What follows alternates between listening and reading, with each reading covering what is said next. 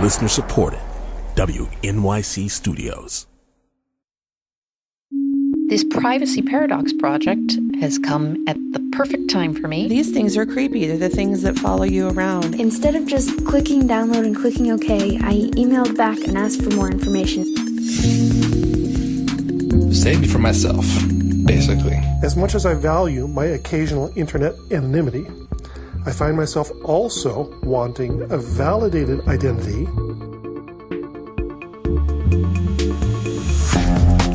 It's Note to Self, the tech show about being human.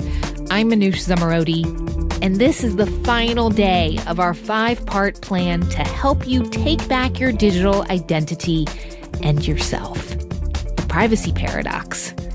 Over the past week, we've talked about what your phone knows, how we get categorized by advertisers, what happens to our brain when we let everything out online, and how having something to hide is actually healthy. We'll talk more about the changes you've made, hear lots of stories, and figure out how we go forward on next week's Results Show.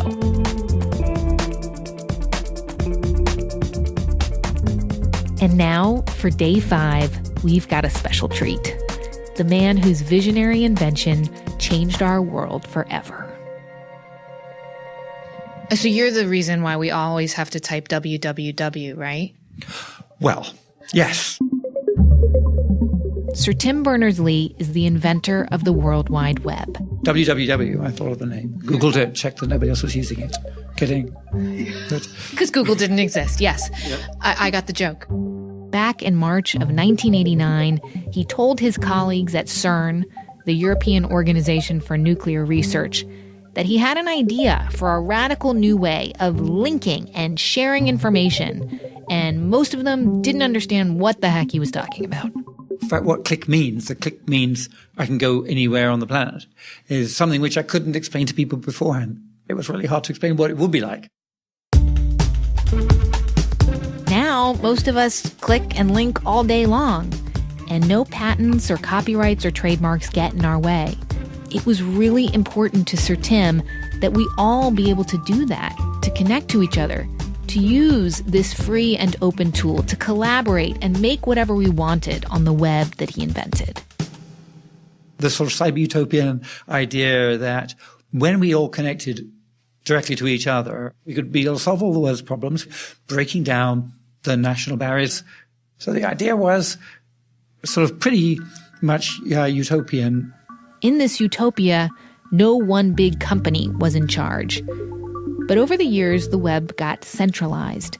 Big tech companies built their businesses on owning our information, and they required that we hand over our data to use their services.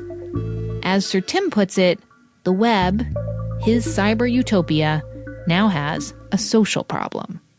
The problem is at the moment all that data, most of your data, is stuck in a silo.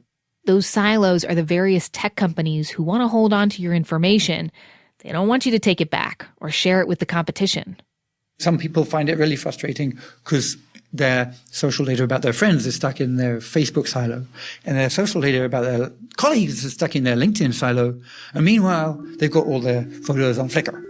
And of course, as all our information and photos and searches flow to these silos, the government wants to dip into the stream, taking bigger and bigger gulps of our data, holding on to it just in case it might need it. Take the UK's new investigative powers bill, for example. It says for the first time ever that any click anybody makes on the web should be stored for a year. So, huge, massive invasion of privacy, massive change to the web from being the open place that it was. So, is there a way to go back to Sir Tim's original vision? Can we get the good of the web without the creepy? Sir Tim says yes. Talk about Back to the Future. He has a plan to take the web back and to a future where we have ownership over our own data. Marty, you made it! Yeah! Welcome to my latest experiment. This is the big one, the one I've been waiting for all my life. Sir Tim's project is called SOLID, which stands for Social Linked Data. And the idea is that each of us gets to keep our information in what he calls personal online data stores, or pods. So instead of you logging into Facebook, Facebook would log into you. If a service wanted our information, they'd have to ask us for it first, and we would only give them what we wanted to, and we could take it back whenever we wanted to. If an insurance company wants to look at your data and you can do a deal where it gets to look at the data only for one specific thing, they can give you a quote, but the data doesn't get used for anything else. I own all my data. I can have direct access to it. Anything that you as a company, as a bank or a supermarket, anything you keep about me, I can access at any point. And if it's personal data, I can fix it. If they spelled my name wrong or they've got my blood type wrong, then I can fix it. So in the future, I'll tell the bank, by the way, this is where my data lives. Every time a bank statement comes up, I'm going to give you a key so you can put it in there, and I'll trust you. And in fact, I require you. Anything in the relationship between us, every wire transfer, every change of terms of service from your point, you have to put in here. And that information, if I want to give access to anybody else, then that's up to me. I mean, that sounds amazing. But it's not just using computers in a different way. What you're talking about with personal data stores is completely flipping the business model. That is not how the web is run right now. How do we get to a point where the companies would be okay with this, that we would, be like, okay, it's a new way of using the web? Yes. It's what we call a paradigm shift. It's early days for Solid. There are a couple other high-level concepts being worked on by top tech people, but it's not like decentralizing the web, as the movement is called, is going to happen tomorrow. And that's not how these things work anyway, says Sir Tim. We don't have to convince everybody immediately. And certainly not the big companies that are working in a particular way. They typically are very slow to change, but don't wait for them. So while the big thinkers and programmers work it out, what can us regular folks do? Look at storing data at home. You can work with organizations which give you the right to download data. That, to a certain extent, is becoming law. It's certainly becoming the law in a lot of countries for healthcare. It's already possible with banks. If you go to a bank and you find that you can't download all the bank statements very easily and run programs over them, then you've got the wrong bank. Look for control of your data. I wouldn't suggest anybody reads the terms and conditions because that's humanly impossible. But there's interesting websites where they read the terms and conditions for you and give you a summary. Look at places where they specifically say they will not abuse your data. There are more and more sites like that. You can switch them, try them out, talk to them. If they don't give you the sorts of experience you want, then start your own site or go and give them some feedback. Because it's just a question of really taking your own concerns, understanding the world, then that we have to actually act differently as a result. It's almost like we're asking people to write their own little personal terms of service. Like, if I sign up for something and they don't let me export all the information I put into this app, or if they don't let me take my stuff out of it, then no, I'm sorry, I'm not going to use you. Actually, writing your own terms of service, I think, is a really good exercise.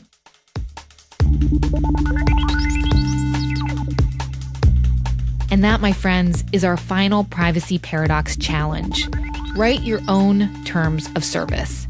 And no, it doesn't have to be incomprehensible legalese and 40 pages long. In fact, we have made it super simple. We've created a fill-in-the-blank form for you, kind of like Mad Libs for your own personal terms of service. Here's producer Kat Ahrens, for example. My personal terms of service. Privacy is essential and elusive. Before I click, post, or send, I'll think about where my data could go and whether it will be treated with love. It's worth it to me. We suggest you print them out, stick them next to your computer. Sir Tim suggests that you send them to all the services you use, like to start a conversation about what you like and what you don't like about their company. Shift to make privacy better for everyone. That's my terms of service. This is just the beginning of building an internet, a web, a digital world that we can live with. Which is kind of exciting. And the main thing is you being in charge of who has access, wherever it is, whether it's stored at home or it's stored on Google, it's stored at Apple or on Facebook. And we're working towards you being in charge, you controlling who gets access and what they do with it. I want to live on that World Wide Web. let's build it. Let's all build it together. Awesome. Thanks, Sir Tim. Thank you, Manoush. The fill-in form is fun, and it's in today's newsletter. Even if you aren't signed up, you can get it at privacyparadox.org. And we want to see what your personal terms of service are. Share it with us on Facebook or Instagram and Twitter at Note to Self, #PrivacyParadox. And yes, it is ironic that we have to be so public to change the way that we think about privacy. Okay, the end is nigh. Do you feel like you understand more about where your information goes? Are you weighing the trade-offs and starting to make digital decisions that you feel better about? Tell us. Take our exit survey. There's a link in your newsletter, or you can find it at notetoselfradio.org. In return, you'll get a tip sheet that we have created with some small and big ideas for keeping your eye on privacy in the weeks to come. Plus, you'll feel good knowing that you're helping us figure out how we can start better protecting our digital rights. Next week, results, analysis, and steps you can take beyond this project. On Wednesday, the last episode of our Privacy Paradox series will be here. Don't miss it. And don't forget, anyone can do the Privacy Paradox going forward. If you sign up at privacyparadox.org, the series gets triggered and starts arriving in your inbox. The Note to Self team is Jen Poyant, Kat Aaron, and Joe Plord. Many thanks to Megan Cunane and all the wonderful folks at WNYC for all their support and hard work during this project. Note to Self is a production of WNYC Studios. I'm Manoush Zomorodi.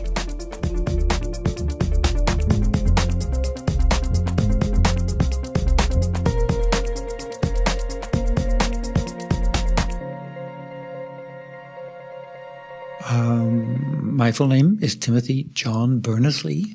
Remarkable thing I've accomplished is having had 2 meetings in various media with Manoush. How about the other thing that you did that you're kind of that you're a little bit better known for?